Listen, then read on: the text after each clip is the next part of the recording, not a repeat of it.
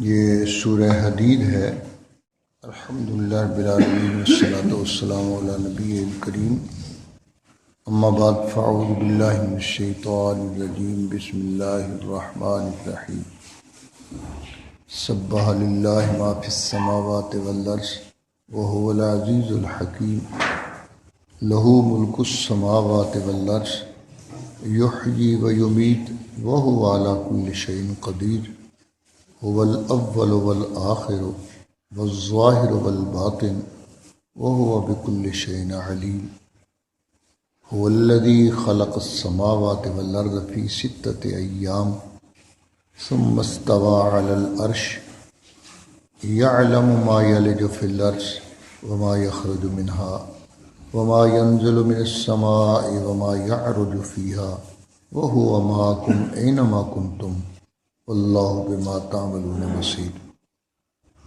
لہ ملک السماوات والارض وإلی اللہ ترجع الامور، یولج اللیل فی النہار ویولج النہار فی اللیل وہو علیم بذات الصدور۔ آمنوا باللہ ورسولہ وانفقوا مما جعلکم مستخلفین فیہ فالذین آمنوا منکم وانفقوا لهم اجر کبیر، وما لکم لا تؤمنون باللہ والرسول یدعوکم لتؤمنوا بربکم وقد اخذ میثاقکم ان کنتم مؤمنین، هو الذی ينزل علی عبدہ آیات بینات لیخرجکم من الظلمات الی النور وان اللہ بکم لرؤوف رحیم۔ وما لکم الا تنفقوا فی سبیل اللہ وللہ میراث السماوات والارض لا یستوی منکم من انفق من قبل الفتح وقاتل اولئک اعظم درجۃ من الذین انفقوا من بعد وقاتلوا وکلا وعد اللہ الحسنی واللہ بما تعملون خبیر۔ یہ 27ویں پارے کی آخری صورت ہے اور اس میں آیات کی تعداد 29 ہے اور 57 نمبر ہے ترتیب کے لحاظ سے، اور مدنی صورتوں میں یہ اس کا نمبر 94 ہے، اور رکوع اس میں 4 ہیں۔ یہ پورا رکوع میں نے اس لیے پڑھ دیا کہ تاکہ یہ 4 دن باقی ہے رمضان المبارک میں تو یہ پارہ مکمل ہو جائے۔ سورہ حدید جو ہے یہ سورت کے مضامین کو دیکھنے سے معلوم ہوتا ہے کہ یہ فتح مکہ کے بعد اتری ہے،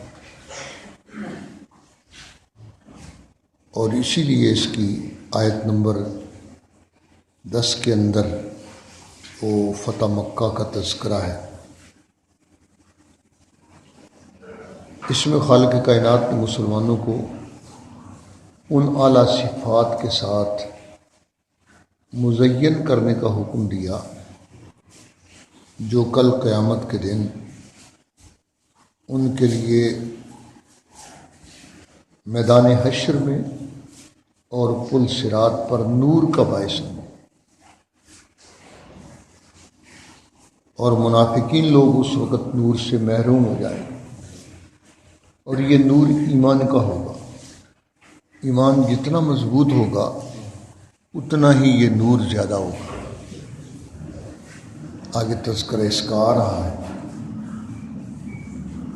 تو گویا اللہ تعالیٰ نے مسلمانوں کے لیے اس وقت آسانیاں فرما دی۔ فتح مکہ سے پہلے جو دقتیں تھیں وہ دقتیں ختم ہو گئیں، اور اب اللہ پاک نے جزیرہ عرب کے اندر اسلام کو پھیلا دیا۔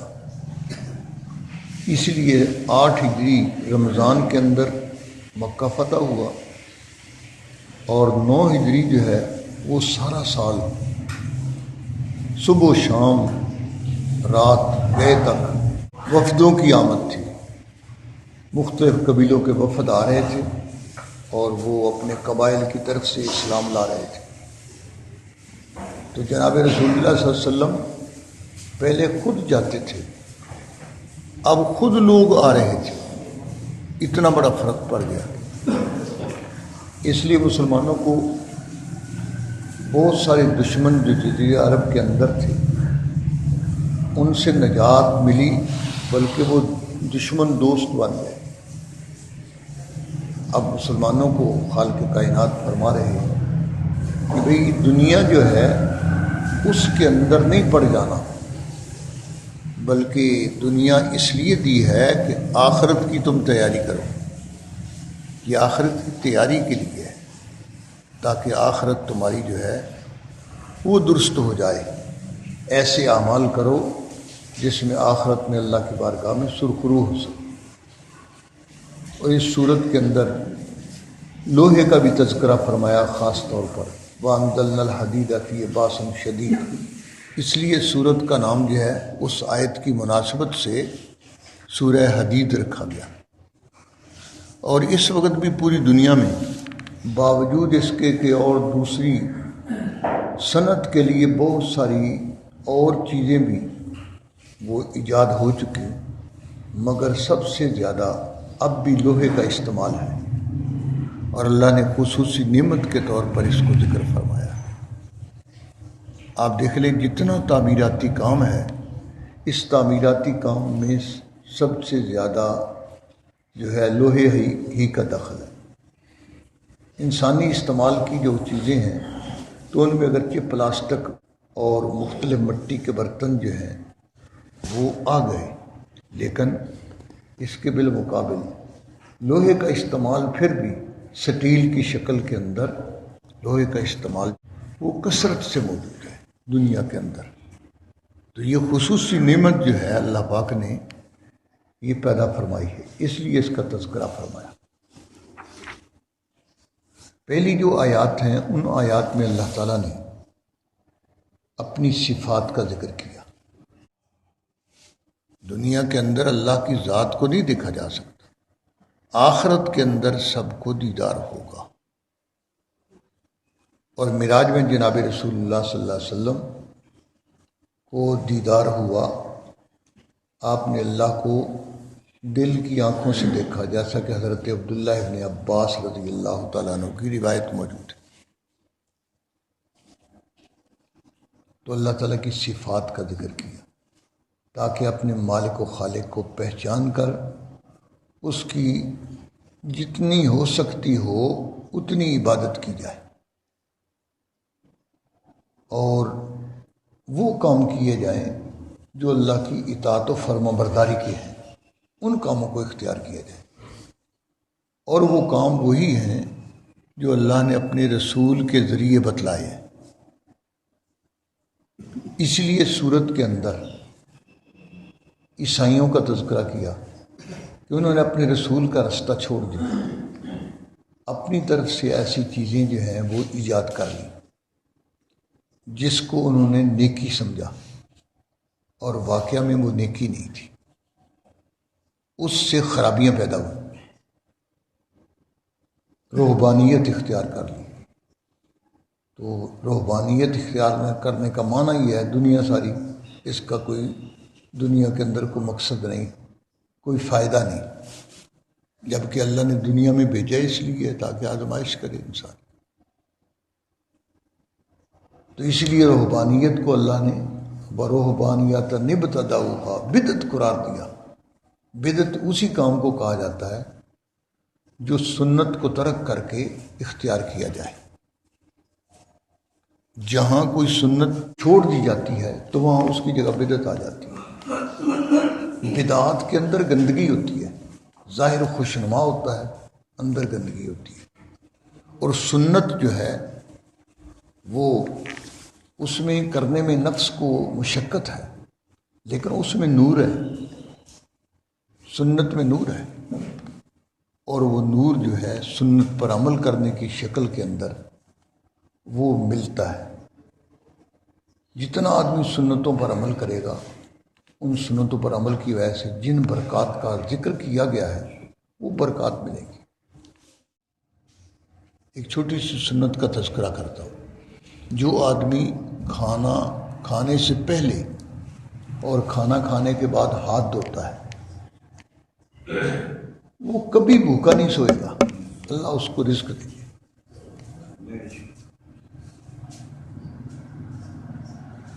کبھی بھوکا نہیں سوئے گا، اس کے اندر یہ عجیب برکت ہے۔ مسلمان کا جوٹا جو ہے وہ بیماریوں کے لیے شفا کا باعث ہے۔ تو آپ صلی اللہ علیہ وسلم کی جو سنتیں ہیں ان کی اتباع اور پیروی کی وجہ سے اللہ تعالیٰ دل کے اندر نور اور روشنی پیدا کرتا ہے، اور یہی وہ روشنی ہوگی جو پل صراط پر کام آئے گی۔ آگے اس کا تذکرہ آ رہا ہے، چاچی سورت کی ابتدا میں صفات باری تعالیٰ جو ہیں ان کا تذکرہ فرمایا۔ سبح للہ ما فی السماوات والارض، تسبیح کرتے ہیں اللہ تعالیٰ کی جتنی بھی مخلوق آسمانوں اور زمین میں ہے، یعنی سب کے سب اللہ کی تسبیح کرتے ہیں۔ وَهُوَ الْعَزِيزُ الْحَكِيمُ، اور کیوں نہ تسبیح کریں، وہ تو زبردست ذات ہے اور حکمت والی ہے، اس کا کوئی کام بھی بے تکا نہیں ہے، سارے کام عین حکمت کے مطابق ہیں۔ اور فرمایا وہ حکیم بھی ہے، لہو ملک السماوات والارض، اور اسی کے لیے بادشاہی آسمانوں اور زمین کی ہے۔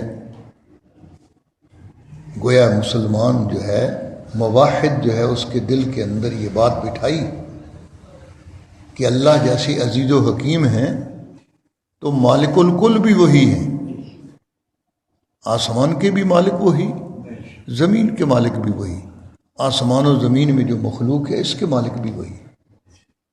تو جب مالک وہی ہے تو اس مالک سے مانگنا چاہیے، اسی مالک کے سامنے جھکنا چاہیے، نہ کہ مخلوق کے سامنے۔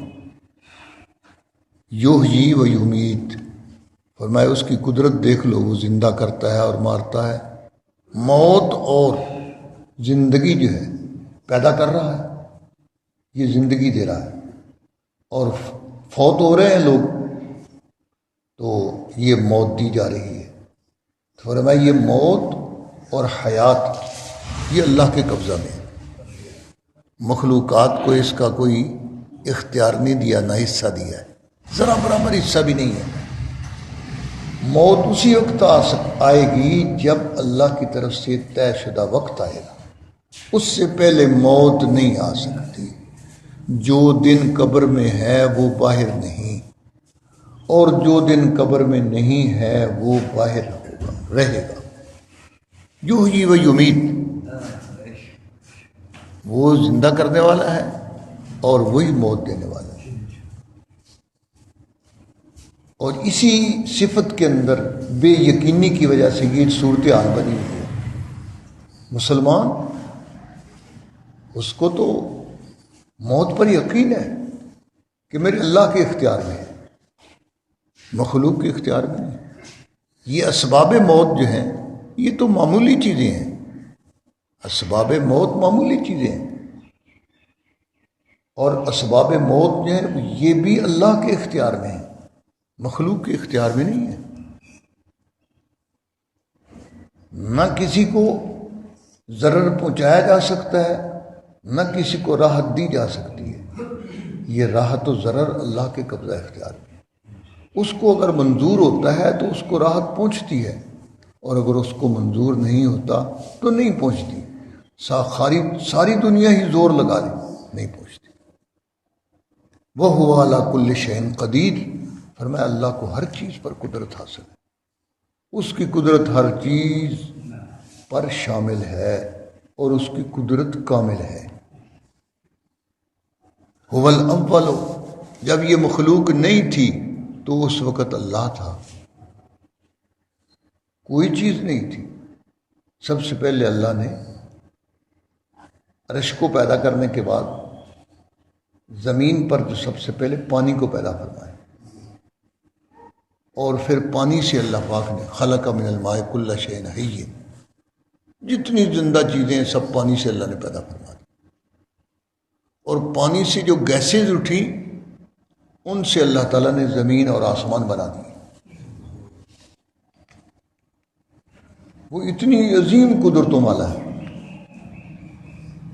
هو الاول، جب مخلوق نہیں تھی تو وہی تھا، والآخر، اور جب سارے مر جائیں گے، ساری مخلوق ختم ہو جائے گی، یہ جو زمین پر جتنی مخلوق ہے سب ختم ہو جائے گی، اور یہ اعلان ہو جائے گا کل من علیہا فان، سب پر فنا آ گئی، اور اعلان ہوگا وَيَبْقَى وَجْهُ رَبِّكَ ذُو الْجَلَالِ وَالْإِكْرَامِ۔ اللہ پوچھیں گے لمن الملک اليوم، او بادشاہی کا دعویٰ کرنے والو، آج بادشاہی تمہاری کہاں ہے؟ آج کس کی بادشاہی ہے؟ کوئی جواب نہیں دے گا، سارے مر چکے ہوں گے، فرشتے بھی مر جائیں گے، فرشتے بھی مر جائیں گے، اور سب سے آخری مرنے والا جو ہے وہ اسرافیل فرشتہ ہوگا، جبریل پر بھی موت آئے گی،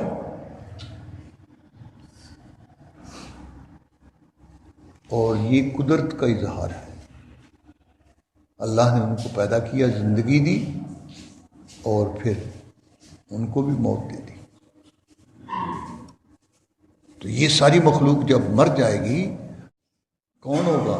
فرمایا هو الآخر، وہی آخر، وہی آخر ہے۔ والظاہر والباطن، اپنی قدرتوں کے لحاظ سے ظاہر ہے، اللہ کی قدرتیں جدھر نگاہ ڈالو اللہ کی قدرت، اور باطن ہے کہ دنیا کے اندر اس کو دیکھا نہیں جا سکتا، اتنا چھپا ہوا ہے، اتنا چھپا ہوا۔ الباطن وَهُوَ بِكُلِّ شَيْءٍ عَلِيمٌ، اور اللہ کو ہر چیز کا علم ہے، اس کے علم سے کوئی کائنات کا ذرہ باہر نہیں۔ مَا تَسْقُطُ مِن وَرَقَةٍ يَعْلَمُهَا، فرمایا جو کسی جنگل کے اندر کسی درخت سے پتا گرتا ہے، فرمایا اللہ اس کو بھی جانتے ہیں۔ سیاہ رنگ کی وہ چیونٹی جو سیاہ رنگ کے پتھر کے نیچے چل رہی ہے، اس چیونٹی کے پاؤں کی جو سرسراہٹ ہے اور اس کے چلنے کی جو کیفیت ہے، سب اللہ کو معلوم ہے۔ وَهُوَ بِكُلِّ شَيْءٍ عَلِيمٌ، اللہ کا علم جو ہے وہ ساری مخلوق پر حاوی ہے۔ مخلوق کا علم جو ہے وَمَا أُوتِيتُم مِّنَ الْعِلْمِ إِلَّا قَلِيلًا، تمہیں تھوڑا سا علم دیا گیا، مخلوق کے پاس جو علم ہے یہ تھوڑا سا ہے، اسی علم پر لوگ وہ کرتے ہیں۔ اور دیکھ لیں آج دعویٰ ہے کہ ہم تو بڑی ایجادات کرنے والے ہیں، اس دعوے کے باوجود آج تک نہیں بتا سکے، آج تک ارضیات، زمین کو کے متعلق تجربات کرنے والے آج تک یہ نہیں بتا سکے کہ یہ زمین کس چیز سے بنی ہے۔ ہم مسلمان تو کہتے ہیں نا کہ اللہ نے اپنی قدرت سے بنائی ہے،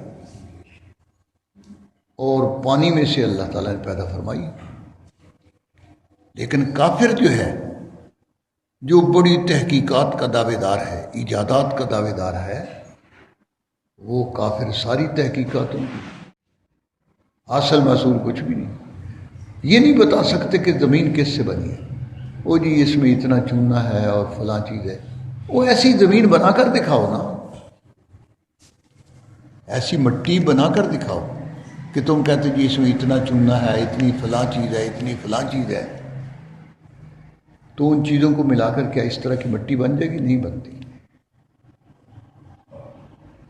وہی جو مسلمان کی بات ہے وہی سچی ہے کہ اس کے پیچھے اللہ کی قدرت کا ہاتھ ہے، اس نے اپنی قدرت سے اس کو بنایا ہے۔ هو الذی خلق السماوات والارض فی ستۃ ایام، فرمایا 6 دنوں کے اندر آسمان و زمین کو پیدا کیا۔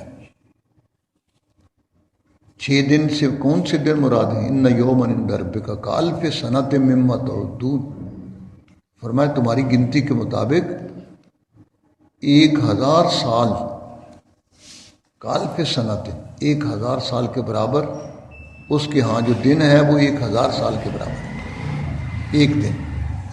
تو 6 دنوں کے اندر گویا 6000 سال میں آسمان و زمین جو ہے ان کو پیدا کیا، اور ان میں جو کچھ تھا وہ بھی پیدا فرمایا۔ ثم استوى علی العرش، پھر سارا نظام خالق کائنات میں وہ چلا گیا۔ آسمان میں جو چیزیں بنانی تھی بنانے کے بعد ان کو بھی چالو کر دیا، زمین کے اندر جو چیزیں بنانی تھی ان کو بنا کر خالق کائنات نے اس کو بھی چالو کر دیا، اور اس سب پر قبضہ اور اختیار اللہ ہی کا ہے۔ یہ استوا علی العرش جو ہے، یہ استوا عرش پر برحق ہے۔ عرش بھی مخلوق ہے اللہ پاک کی، عرش جو ہے سب سے بڑی مخلوق ہے، وہ اللہ کی قدرت کو ظاہر کرنے کے لیے۔ اور عرش کو سمجھنے کے لیے اتنی بات سمجھ لیں کہ یہ 7 آسمان 7 زمینیں عرش کے مقابلے میں یہ اس طرح ہے جیسے بہت بڑا میدان ہو اور اس میں ایک مندری پڑی ہوئی ہو۔ عرش اتنی بڑی مخلوق ہے، وہ اللہ کی عظمت کو ظاہر کرنے کے لیے، تاکہ مخلوق کو اس کی عظمت معلوم ہو جائے۔ تو اس عرش کا مالک بھی وہی ہے، اور اس عرش پر جتنا نظام ہے اس کے نیچے وہ سارے کا سارا وہی چلا رہا۔ اس نے یہ نظام کسی کے سپرد نہیں کیا، کسی بابے نے نہیں دیتا۔ بابے بیچارے تھے اپنی جوندے بھی مالک نہیں، چے جائے کہ خدائی نظام میں انہوں کا حصہ ہو، پارٹنرشپ ہوگی۔ علی مرتضیٰ وہ کائنات کی مشکل کشا نہیں ہے، مشکل کشا ایک اللہ کی ذات ہے۔ اس لیے علی مرتضیٰ نے 4.5 سال حکومت، اپنی مشکلات بھی حل نہیں ہوئی، تو مشکل کشا وہی ہے جو ساری کائنات کی مشکلات حل کرتا ہے۔ اس لیے اسی کی ذات کی طرف رجوع کرنا چاہیے۔ ہوا مولاکم نعم المولا و نعم النصیر، وہی تمہارا کارساز ہے اور بہت خوب کارساز ہے۔ بساز کار غریباں کے کارساز تو ہی، اللہ تو ہی کارساز ہے۔ ہم جو درماندہ ہیں ہمارا کام بھی بنا دیں، تو اسی سے مانگنا چاہیے۔ فرمایا یعلم ما یلج فی الارض، وہ جانتا ہے جو کچھ زمین کے اندر داخل ہوتا ہے۔ دیکھ لیں زمین کے اندر آدمی مرتا ہے اس کو دفن کر دیتے ہیں، جتنی چیزیں ٹوٹ پھوٹ کر ساری زمین کے اندر چلی جاتی ہیں۔ جو زمین میں داخل ہو رہا ہے، جو بیج اس میں داخل ہو رہے ہیں، ان سب کو جانتا ہے۔ اور اب تو سنا ہے کہ کرونا کے جو مریض ہیں جس کا پتہ چل جاتا ہے اور وہ مر جاتا ہے، تو اس کو پلاسٹک میں لپیٹ کرنا اور ایک بڑا جو ہے گڑھا نکال کر اس میں مشین کے ذریعے پھینک دیتے ہیں، جنازہ بھی نہیں پڑھتے۔ اور یہ نہیں ہے کام مسلمان کا۔ اگر کوئی آدمی اس تکلیف سے مر جائے اس کو غسل بھی واجب ہے، اس کا نماز جنازہ بھی فرض ہے، اور اگر نہیں پڑھیں گے تو وہ سب مجرم ہوں گے۔ معلوم نہیں کہ یہ خبر کس حد تک صحیح ہے، لیکن شنید یہ ہے۔ بقیہ کافر جو کچھ کر رہے ہیں وہ ان کا معاملہ ہے۔ انڈیا میں وہ آگے بھی جلاتے ہیں میتوں کو، اٹلی کے اندر عیسائی ہیں وہ جلاتے ہیں، ان کے ہاں آگے بھی جلانے کا سلسلہ ہے۔ تو وہ اگر جلائیں تو یہ نہیں کہ ان کو جلانا چاہیے، ان کے لیے جو طریقہ اللہ کے رسول نے بتلایا، مسلمان ہے اس کا اعزاز ہے۔ یہ جنازہ جو ہے یہ اعزاز ہے اس کے لیے، اس کو جو کندھوں پر اٹھا کر لے جایا جاتا ہے یہ اعزاز ہے اس کے لیے۔ ہمارے دلوں میں احترام ہے اس کا کہ ہم اس کو کندھے پر اٹھا کر لے جا رہے ہیں، اور پھر اس کو دفن کیا جاتا ہے بڑے اعزاز کے ساتھ۔ تو یہ اعزاز ہونا چاہیے، اس کے بغیر چارہ کار نہیں۔ اللہ کرے وہ خبر سچی نہ ہو۔ بہرحال وما یخرج منہا، اور جو کچھ نکلتا ہے اس سے جتنی چیزیں نکل رہی ہیں دیکھ لیں، یہ گیسیں ہیں، یہ نباتات ہے، یہ مختلف کانیں ہیں، یہ سب زمین سے، یہ پانی ہے، پانی کے مختلف چشمے، ٹیوبویل سے پانی نکالا جا رہا ہے، یہ مختلف جتنی بھی چیزیں نکلتی ہیں، وما یخرج منہا، اور میں اس سب کا علم اللہ پاک کو ہے، وما ینزل من السماء، اور جتنی بارش اس نے اتارنی ہوتی ہے اس سے ایک قطرہ زائد نہیں اور اس سے ایک قطرہ کم نہیں، وہ بھی اللہ کو معلوم ہے، جتنی اتارنی ہوتی ہے اتنی ہی اتارتا ہے، اس سے زائد نہیں اتارتا، اس سے کم بھی نہیں اتارتا، وما یعرج فیہا، اور جو انسانوں کے اعمال اچھے یا برے جو اوپر چڑھ رہے ہیں، فرمایا اللہ ان کو بھی جانتے ہیں، انسان جو ہے جب عمل کرتا ہے تو اس کا عمل جو ہے وہ اوپر چڑھتا ہے، اور اگر وہ نیک عمل ہوتا ہے تو آسمان کے دروازے اس کے لیے کھول دیے جاتے ہیں اور بارگاہ الہی میں اس عمل کو پیش کیا جاتا ہے۔ وَهُوَ مَعَكُمْ أَيْنَمَا كُنتُمْ، فرمایا اللہ اپنے علم و قدرت کے لحاظ سے جہاں بھی تم ہو، نَحْنُ أَقْرَبُ إِلَيْهِ مِنْ حَبْلِ الْوَرِيدِ، فرمایا شارک سے بھی ہم تو قریب تر ہیں، یہاں یہی بات فرمائی، وَهُوَ مَعَكُمْ أَيْنَمَا كُنتُمْ، جہاں بھی تم ہو اللہ اپنی قدرتوں اور اپنے علم کے ساتھ وہی موجود ہے، اللہ حاضر و ناظر ہے، واللہ بما تعملون بصیر، اور تمہارے سارے کے سارے عمل چھوٹے ہوں یا بڑے ہوں، صحیح ہوں یا غلط ہوں، سب اللہ کو معلوم ہے، اس لیے عمل کرتے ہوئے دیکھ لو کہ یہ میرے اللہ کو ناپسند تو نہیں، اگر ناپسند ہے تو اس کو چھوڑ دو، اور جو پسند ہے تو وہ اس عمل کو اختیار کرو۔ فرمایا لہو ملک السماوات والارض، فرمایا مالک وہی ہے آسمان کا بھی زمین کا بھی، اور مالک کی ملکیت کے اندر اس کی اجازت کے بغیر تمہیں تصرف کا حق حاصل نہیں ہے۔ فرمایا دیکھ ویل اللہ ترجع الامور، سارے معاملات آخر میں اسی کی بارگاہ میں لوٹ کر جائیں گے۔ فرمایا دیکھو اس کی قدرت، لوٹنے کی دلیل کیا ہے، یولج اللیل فی النہار، وہ رات کو داخل کر دیتا ہے دن کے اندر، دن بڑا ہو گیا، اور سردیوں کے اندر رات بڑی ہو گئی، یولج اللیل فی النہار ویولج النہار فی اللیل، اور اللہ تعالیٰ دن کو داخل کر دیتے ہیں رات میں، وہو علیم بذات الصدور، اور سارے انسانوں، سارے فرشتوں، ساری جنات، ساری مخلوقات کے دلوں میں جو کچھ ہے اس سب کا علم اللہ پاک کو۔ اس لیے اب ان ساری صفات جو اللہ کی تم نے سن لی تو فرمایا اس کا تقاضا کیا ہے، آمنو باللہ ورسولہ، اس اللہ پر ایمان لاؤ جس کی یہ صفات ہے، آمنو باللہ ورسولہ، اور یہ جو رسول آئے ہیں تمہارے پاس یہ ایسی ہی صفات والی ذات جو ہے اس کی طرف سے یہ رسول آئے ہیں، اس لیے اللہ کو مان لو اور اس کے رسول کو مان لو، آمنو باللہ ورسولہ۔ اور فرمایا یہ جو مال تمہارے پاس ہے، مالک تو اصل وہی ہے، اللہ نے تمہیں اس پر نائب بنا دیا کہ اے مال بھی تم اپنے استعمال میں لایا، لیکن اس میں شرط لگا دی کہ اس مال کو تم نے میرے حکم کے مطابق خرچ کرنا ہے، میرے حکم کے مطابق اس کو کمانا ہے، میرے حکم کے مطابق اس کو خرچ کرنا ہے۔ فرمایا جعلکم مستخلفین فیہ، تمہیں تو اللہ نے اپنا نائب بنایا اس میں، مال میں، اس لیے چاہیے یہ کہ اس مال کو تم اس پر سانپ بن کر نہ بیٹھو، اللہ پاک نے خرچ کرنے کا حکم دیا، ان مقامات پر خرچ کرو اور اس سے تمہارا فائدہ ہوگا، اس لیے کہ آج تم خرچ کرو گے حالانکہ مال کے تم مالک نہیں ہو، مالک وہی ہے،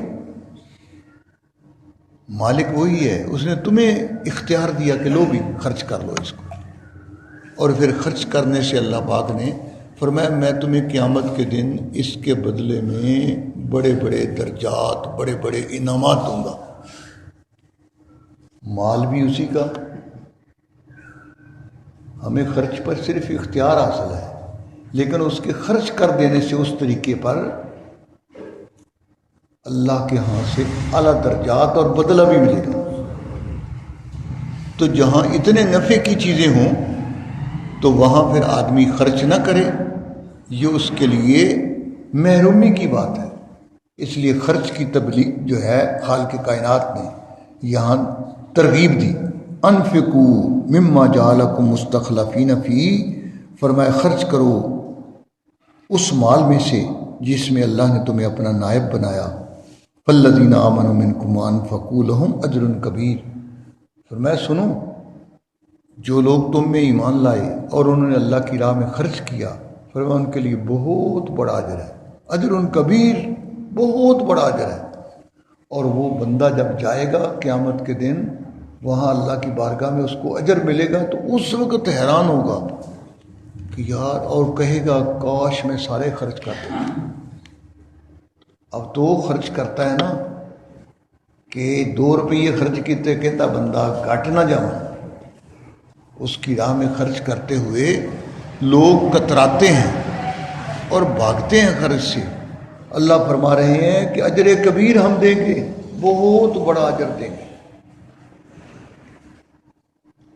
اور اس کی یہ مثال میں بتا دیتا ہوں، فرمایا کہ جو آدمی ایک لقمہ یا ایک کچی لسی کا گھونٹ اس سے کسی روزہ دار کا روزہ افطار کرواتا ہے، اس کو اتنا ہی ثواب ملتا ہے جتنا روزہ دار کو ملتا ہے۔ یہ اجر کبیر ہے۔ کہاں روزہ، اس نے سارا دن مشقت اٹھائی ہے تو تینوں ایک لقمے دے نال اینا ثواب دے چھڑے، ایک گھونٹ کے ساتھ، ایک کھجور کے ساتھ تمہیں اتنا بڑا ثواب دے دیا۔ یہ ہے اجر کبیر، اجر، فرمایا کہ اجر کبیر دیں گے، بہت بڑا اجر دیں گے۔ وما لکم الا تؤمنون باللہ، فرمایا تمہیں کیا ہو گیا کہ تم اللہ پر ایمان نہیں لاتے ہو، والرسول یدعوکم، حالانکہ رسول صلی اللہ علیہ وسلم تمہیں بلا رہے ہیں کہ آؤ اللہ پر ایمان لے آؤ، آ جاؤ اللہ پر ایمان لے آؤ،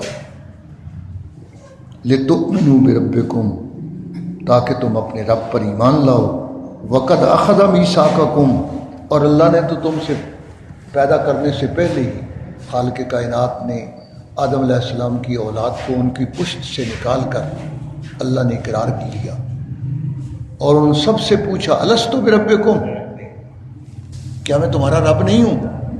تو سب نے اقرار کیا، قالوا بلا، کیوں نہیں آپ ہمارے رب ہیں۔ تو فرمایا یہ اقرار تم نے اللہ سے کر لیا، اب اس کے بعد دنیا میں آ کر بھول گئے ہو؟ تمہیں دنیا میں بھیجا تھا اسی اقرار کو تازہ کرنے کے لیے، لیکن تم دنیا میں آ کر بھول گئے۔ فرمائی اللہ کے رسول اسی لیے آئے ہیں تاکہ تمہارے اس وعدے کی تجدید ہو جائے جو تم اللہ سے وعدہ کر کے آئے ہو۔ فرمایا قد اخذ میثاقکم، وہ تم سے پکا وعدہ لے چکا، ان کنتم مؤمنین، اگر تم ایمان والے ہو۔ جب پکا وعدہ لے چکا تو اب تمہیں پھرنا نہیں چاہیے اپنی بات سے۔ هو الذی ينزل علی عبدہ آیات بینات، فرمائی یہ قرآن جو اتارا جا رہا ہے یہ واضح آیتیں ہیں، یہ اللہ ہی نے اتاری ہیں، لِيُخْرِجَكُم مِّنَ الظُّلُمَاتِ إِلَى النُّورِ، کیونکہ یہ قرآن نور ہے، اور یہ نور تمہیں دینے کے لیے خالق کائنات نے، اور کفر اور شرک اور برائی کے اندھیروں اور نافرمانی کے اندھیروں سے نکالنے کے لیے اللہ تعالیٰ نے یہ قرآن کا نور دیا ہے۔ معلوم ہوتا ہے کہ قرآن کے نور کے بغیر یہ ظلمتیں دور نہیں ہو سکتی، شرک و کفر اور اسی طرح اللہ کی نافرمانی کے کام یہ تبھی ختم ہوں گے، کبھی تبھی دور ہوں گے جب کہ آدمی اللہ پر ایمان لائے گا، اس کے رسول کے طرز عمل کو اختیار کرے گا۔ وَإِنَّ اللَّهَ بِكُمْ لَرَؤُوفٌ الرَّحِيمٌ، اور فرمایا کہ اللہ تم پر بڑی نرمی کرنے والے ہیں اور بڑے رحم کرنے والے ہیں، کہ دیکھ لو اس نے